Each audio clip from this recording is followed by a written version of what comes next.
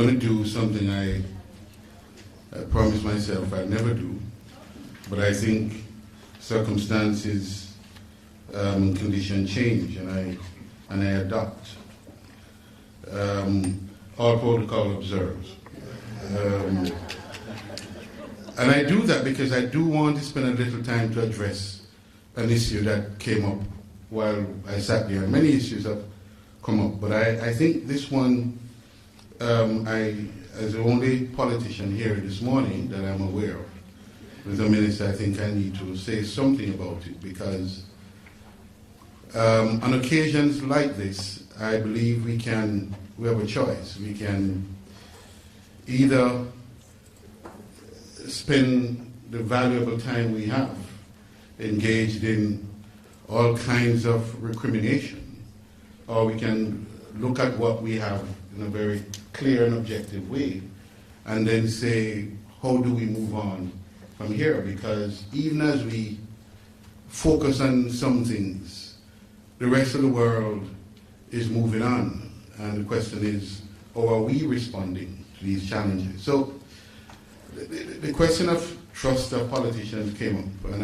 I want to say this without in any way being defensive. My engagement with the process started in the early 90s, and I decided I'd come back home from many years away, and I realized that a lot had happened in Jamaica and in the region, and I had an option of either immersing myself into the details of all that had occurred while I was away studying, or I could recognize where we were and simply decide that I want to push ahead and to see how we can forge what I believe is absolutely essential, which is a unity of purpose between the public sector, the political directorate, and the business and social sector.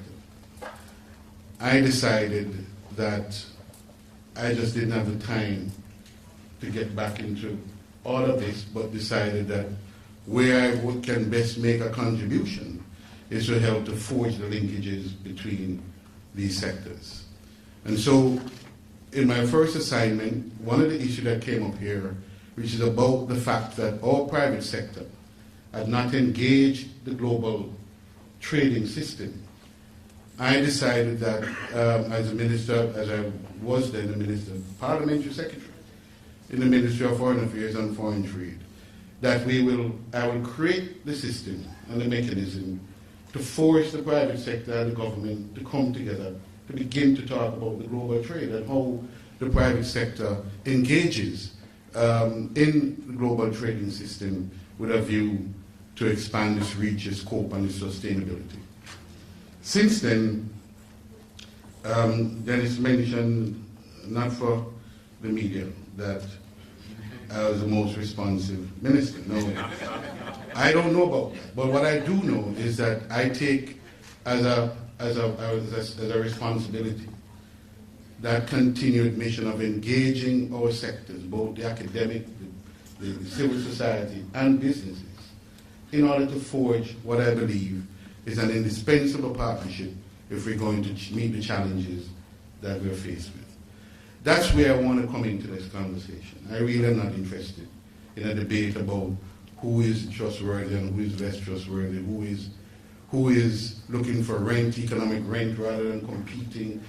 All of that are challenges that we're faced with. The question that I think our people, and particularly those at the lower rung of the society, are interested in, is how are we going to, what are the decisive actions we're going to take to overcome these debilitating factors.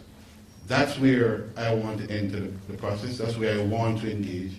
And I simply don't have the time for recrimination. I don't. I find it wasteful. I think we need to acknowledge where we've been, where we are, and then start to talk about how we can forge the critical linkages and partnerships that will get us where we need to go. And that is what I want to say about that this morning. Interestingly, as I sat there were so many issues that came up that perhaps, I thought whether I should just put aside my script and just try to engage on some of the issues and how useful that may be. But I note that after these opening remarks, you get into a different segment of the program where I think that is most suited, where all the issues will be joined and we'll have these discussions. So perhaps I should just say what I am doing, where we are, and how that might contribute to the conversation later on. And so I've decided not to come off text. I'm just going to deal with what I have to do. And I recognize that in the prevailing context of hyper-globalization, the economic survival of all Caribbean states will rest on the country's levels of competitiveness and that of their firms, and their ability to integrate into the global supply and value chains. For us in Jamaica, the execution of an export-led growth strategy is critical to the reorientation of the Jamaican economy and its full integration into the global economy. The theme of the forum, A New Innings, Competitiveness through Global Value Chains, Clusters and Innovation, speaks fundamentally to the core priorities and policy initiatives of my ministry, the Ministry of Industry, Investment and Commerce, through which we have placed the issue of global competitiveness in a central position. The National Competitiveness Council, which I chair, is deeply committed to fulfilling the mandate of improving the doing business environment in Jamaica.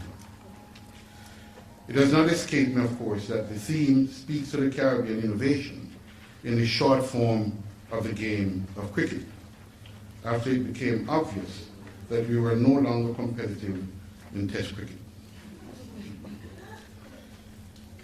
Competitiveness speaks to the speed and efficiency with which tasks and transactions are completed, how quickly products and services move through the cycle from concept to market, and how quickly we can adopt technologies to reduce the cost of doing business.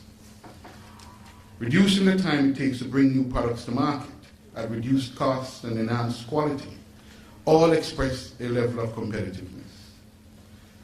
Critical to becoming a highly competitive environment is our adherence or conformity to global standards, which must guide and inform every transaction, product development, and service delivery. Let us be clear, competitiveness must be the centerpiece of any serious strategy to ensure economic viability and the long-term sustainability of economic enterprises in Jamaica and the Caribbean.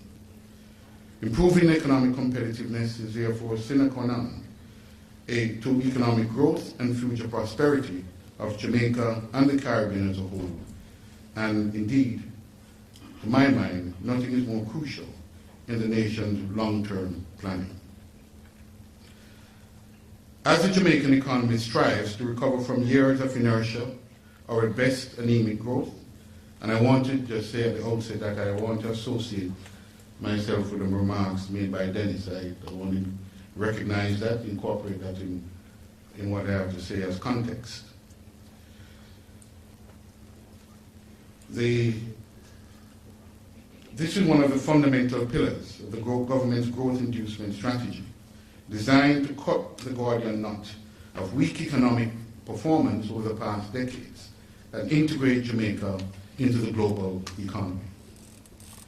The overall competitiveness of the Jamaican economy, or lack thereof, and the capacity of Jamaican exporters of goods and services must be built, enabling these products and services to compete on any and every global platform.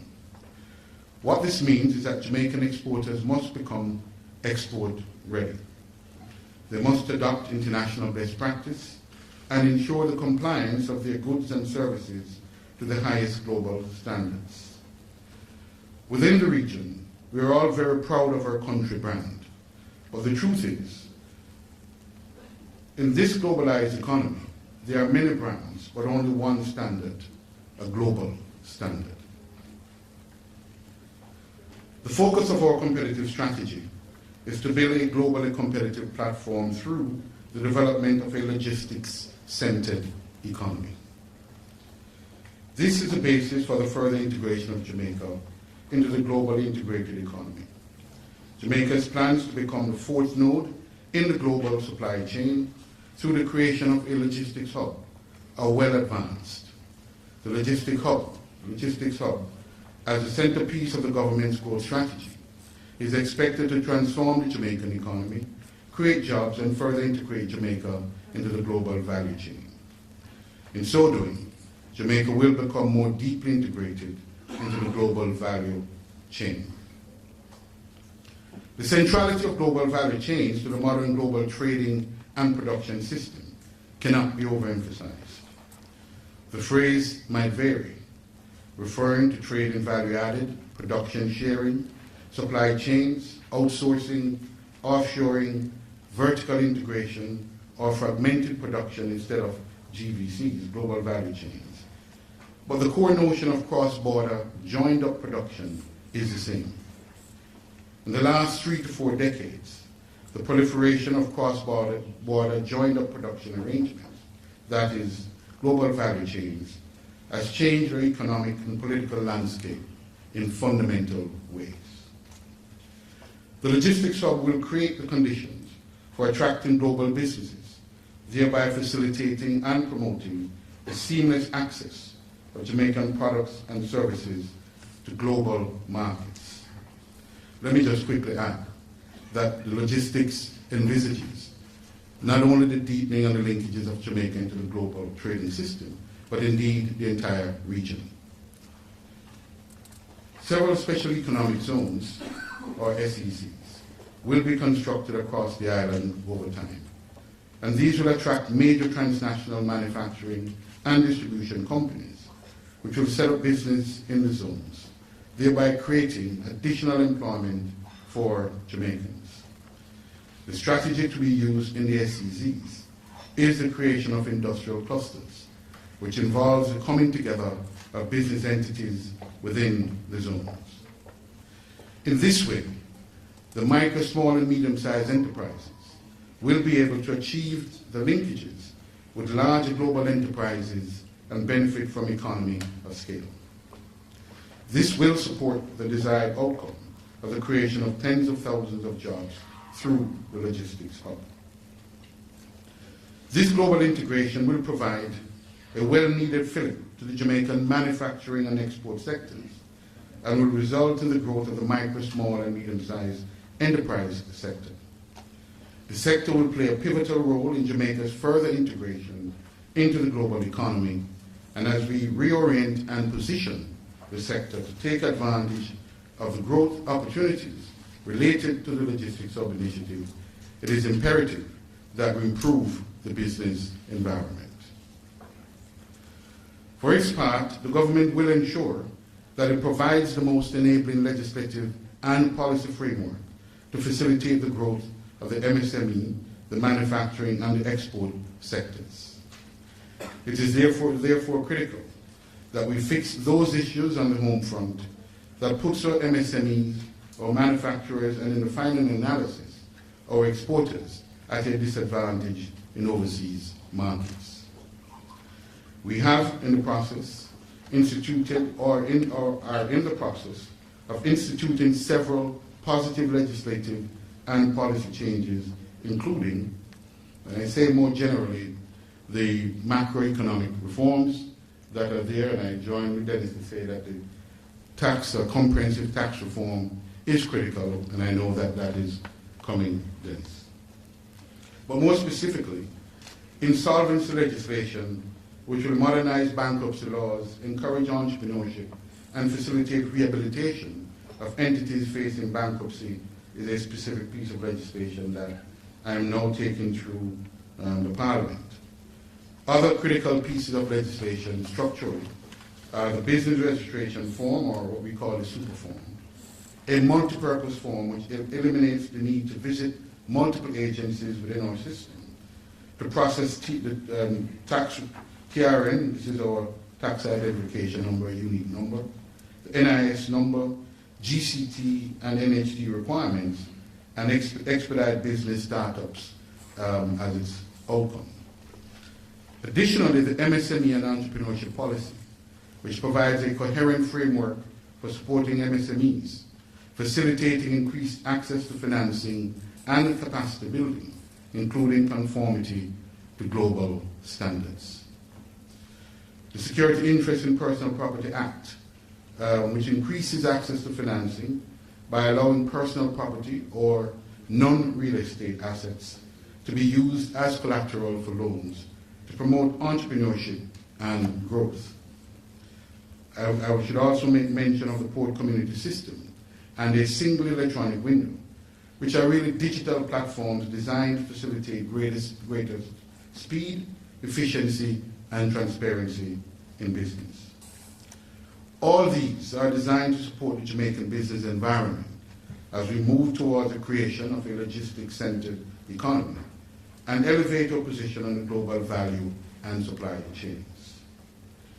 In the process, we have paid special attention to improving market access, capacity building programs, and the attainment and adherence to global standards. And I can't mention that enough.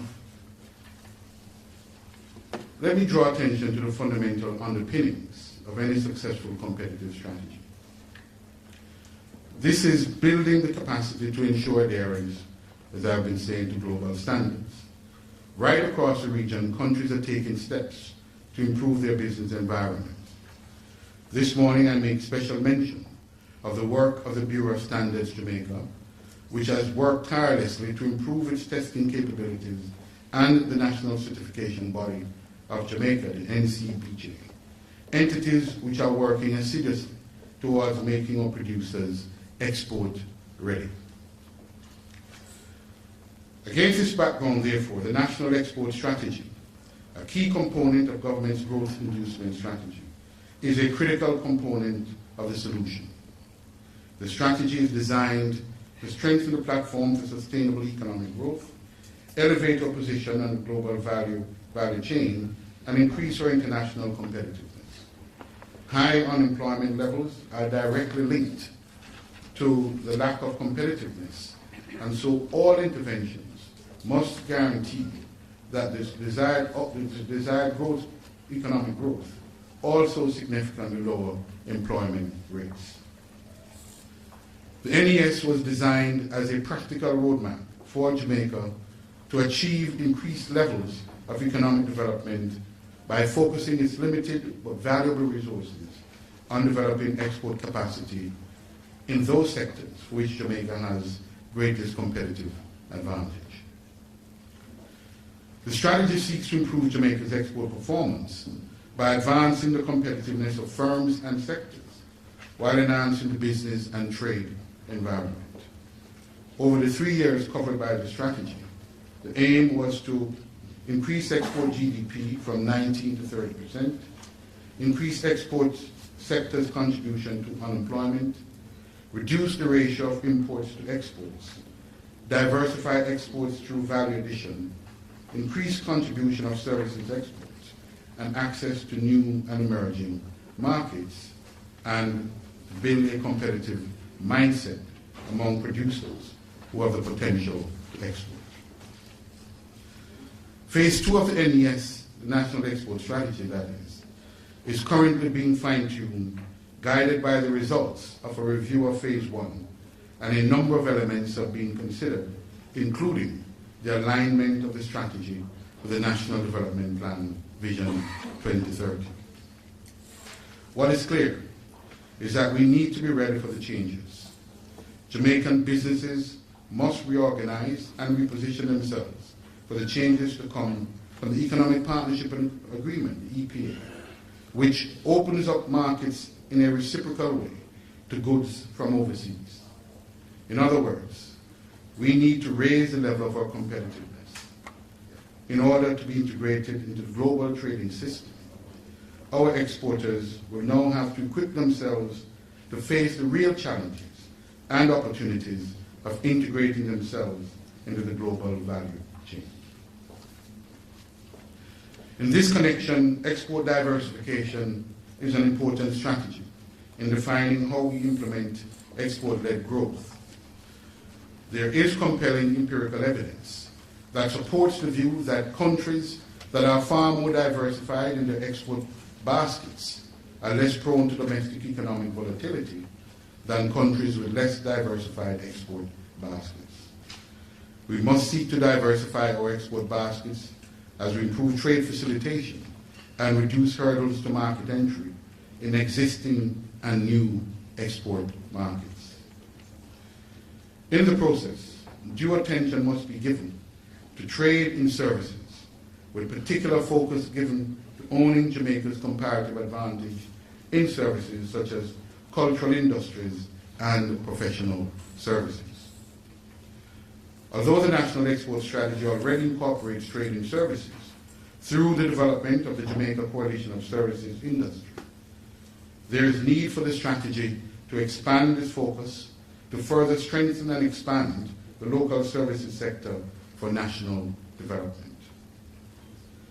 3 of the 4 critical areas identified by most governments of the region as sectors with significant potential for growth are reflected in the National Export Strategy and the Services Strategy and Expansion Plan, and are equally captured in the National Development Strategy Vision 2030. The services sector adopts the objective of expanding and diversifying exports, as well as reducing the trade deficit.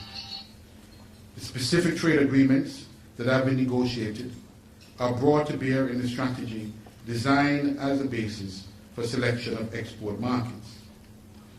Also, trade promotion and information strategies that were based on trade agreements provide a framework for agencies like Jamaica Promotions Corporation, JAMPO, working in collaboration with relevant industry bodies to unearth relevant market information.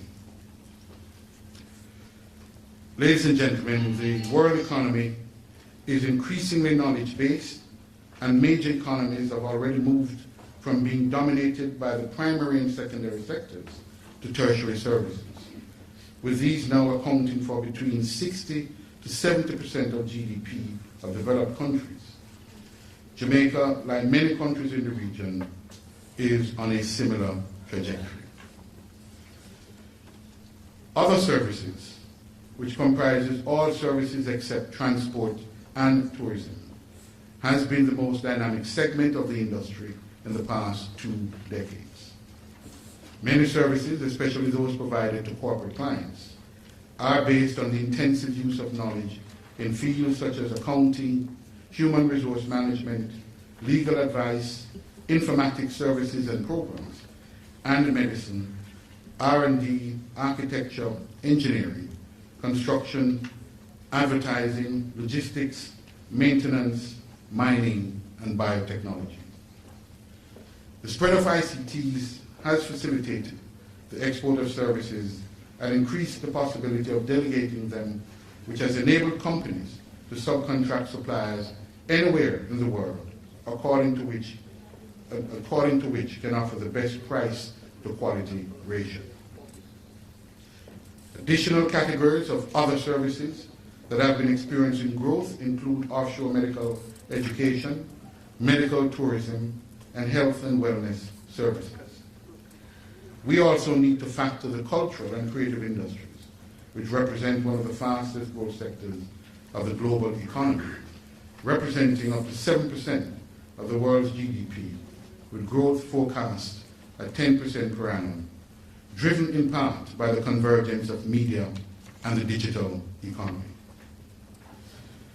Likewise, the global market for medical tourism in 2011 was estimated to be at least US $50 billion, with more than 1.5 million persons, including 750,000 from North America, traveling to other countries for treatment each year.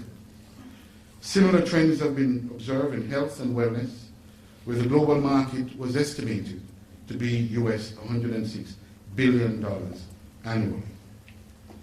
The scope for providing high-value knowledge-based services to the developed world is especially strong given that the same corporations are also concerned about optimizing cost-quality services, critical to their continued global dominance in the consumer and industrial market segments. Overall, therefore, service sector opportunities for developing countries are extensive in both knowledge industries and more labor-intensive contact management offshoring. Consequently, there is considerable scope for improving international competitiveness in services via improvements in factor productivity, especially via sector-specific skills development. Business process outsourcing is another key area in which Jamaica has comparative advantage for a number of reasons, including nearshore advantage, large English-speaking population, the political will to grow the ICT sector, and the availability of labor competitively priced skills, especially for voice contact center services. Another major advantage is the existence of a robust industry association. Closely tied to the BPO industry, as well as the creative industries, is animation, another area targeted for significant growth. The industry is expected to continue its growth at a rate of 10% per annum to reach US $243 billion by 2016. Globally, the business process outsourcing, or IT-enabled services sector, is growing exponentially at a rate of 9% per annum and is expected to reach US $1 trillion by 2014. If Jamaica is to claim its piece of the global animation pie, we must develop a reputation as a major destination for animation outsourcing. We will also need to work towards being able to create local IP, intellectual property, to move into more lucrative areas of distribution and merchandising, as has been the case in other animation outsourced destinations. And just to give a sense of the regional perspective, the World Bank in this DigiJam 3, which is being planned, has gone beyond where it started in the Jamaican focused activity to a more regional focused activity. And I believe the opportunity for animation here in Jamaica exists as well throughout the region. Ladies and gentlemen, how do we break the cycle? How do we grow our economy, become more competitive, and have footprints all over the global supply chain? We need to increase manufacturing, we need to increase productivity, we need to increase our exports. JAMPRO continues to support various export sectors, including manufacturing, that facilitate the inflows of foreign exchange and job creation. And here I'd like to give a plug for Compete Caribbean, and I want to thank you for the support and the role that you continue to play with JAMPRO and through JAMPRO.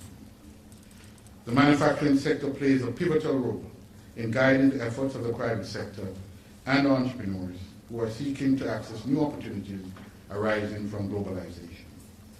Improving the competitiveness of Jamaican firms continue to be an area of focus for the government, and that will be so certainly for as long as I chair the Competitiveness Council. The manufacturing sector started to place more focus on the medical devices subsector. Given the FDI trends already happening in this sector, in the Caribbean and Central America, Jamaica has demonstrated nearshore competitive advantages. It seems clear that Jamaica could attract FDI in medical services. This is just one of the many emerging areas through which the country can achieve significant growth. Developing its logistics capabilities will greatly assist in attracting global businesses in this sector as well. So, ladies and gentlemen, we are at an important stage in our economic development. And after years of anemic growth, the Jamaican economy is, using Dennis's words, with which I agree, is poised for significant and sustained growth.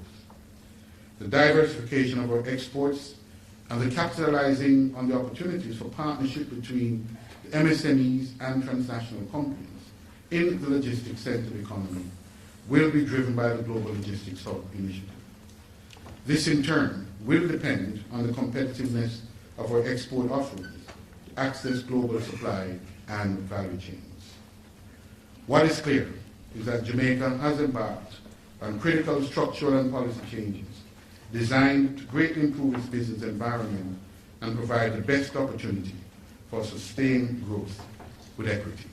I thank you.